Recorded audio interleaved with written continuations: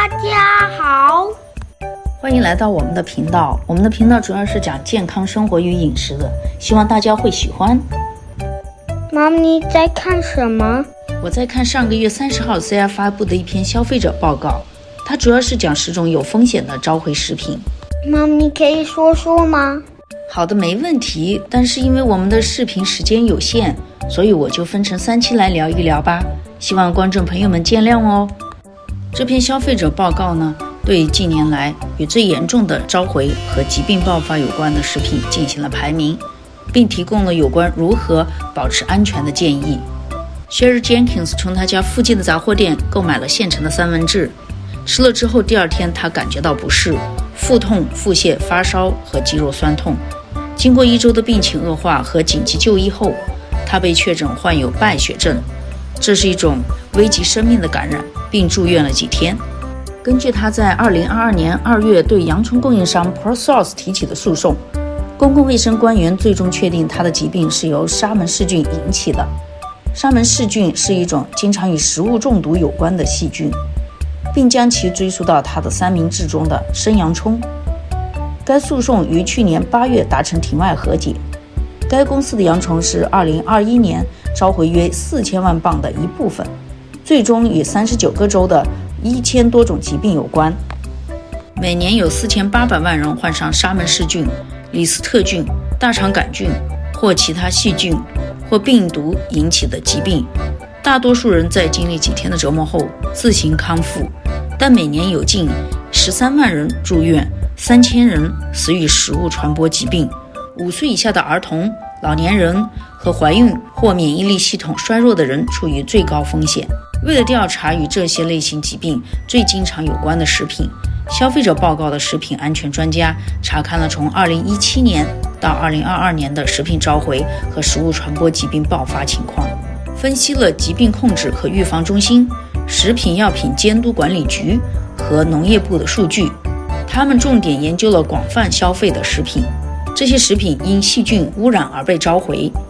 他们主要根据有多少人死亡或生病、爆发的范围有多大、一种食品被召回了多少次，以及召回的食品总量来排名。CI 分析中涉及了一些食品，如袋装的沙拉、禽肉产品和熟肉制品，可能不会让你太惊讶，但其他一些食品，例如洋葱、桃子、面粉也上榜，那就需要我们停下脚步来思考为什么了。他们列出了排名前10的食品，并解释了为什么他们会上榜，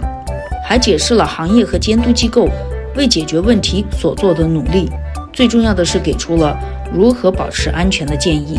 CI 的食品政策主管 Brian Ronhon 领导了这项分析，并表示他们并不是说人们需要完全避免这些食品，毕竟这些食品通常都是比较安全的，而且其中许多食品实际上是健康饮食的重要组成部分。他强调的是遵循最佳食品安全实践的重要性，包括了解如何追踪并响应食品的召回。好了，我们第一个说说叶菜类。它被召回的有罗马生菜和袋装沙拉。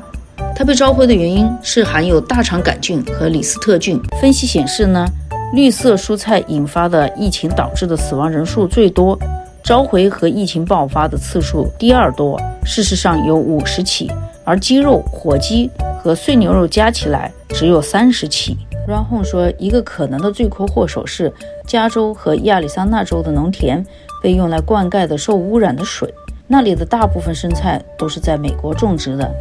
一些田地靠近牛的饲养场，这些动物的肠道中可能携带特别致命的大肠杆菌菌株，含有细菌的粪便会渗入灌溉用水，污染农作物。即使一批生菜在进入加工厂时没有有害细菌，它仍然可能被污染。CI 的高级科学家 Michael Hansen 博士说，装袋的沙拉绿叶在全国范围内只在相对较少的几个加工厂加工，因此一批蔬菜的污染可能会迅速蔓延到数十种不同的产品和数百万箱蔬菜。这可能就是2021年发生的2起大规模召回，其中一次是 Dole 召回的76种产品，另一次是 Fresh Express 召回的100多种产品。Hansen 说，沙拉加工行业的集中意味着更大的污染机会和更大的疫情爆发。李斯特菌构成了一种特殊的风险。消费者报告的食品安全研究和测试主管 James E. Rogas 博士说，细菌在潮湿、寒冷的环境中茁壮成长，比如冰箱和食品加工厂，而且众所周知很难杀死。一旦细菌在机器上站稳了脚跟，当食物通过加工厂时，它很容易就传播。最后呢，沙拉、蔬菜通常是生吃的。Rogas 说，加热可以杀死细菌，但可以理解的是，大多数人都不想煮生菜。你可以采取的措施是考虑购买整颗生菜，而不是袋装和盒装的。Rogas 建议去掉外层的叶子，因为那里通常隐藏了细菌，或者如果可能的话，选择水培和温室种植的生菜，因为它们较少接触动物排泄物。此外，优先选择熟食，例如羽衣甘蓝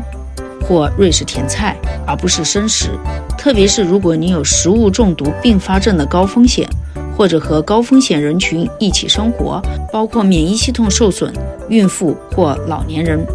有2个需要注意的地方。首先，不要认为有机种植的农产物或其他食品比传统种植的食品更不容易因为细菌污染而被召回。事实上，一些被召回的绿叶蔬菜是有机种植的。其次，虽然洗水果和蔬菜是个好主意，但主要是为了去除污剂和一些杀虫剂，对于细菌可能没有什么用处。好了，今天就到这里了，那下一期我们就接着聊还有哪些产品被召回。谢谢你们的观看，下次再见。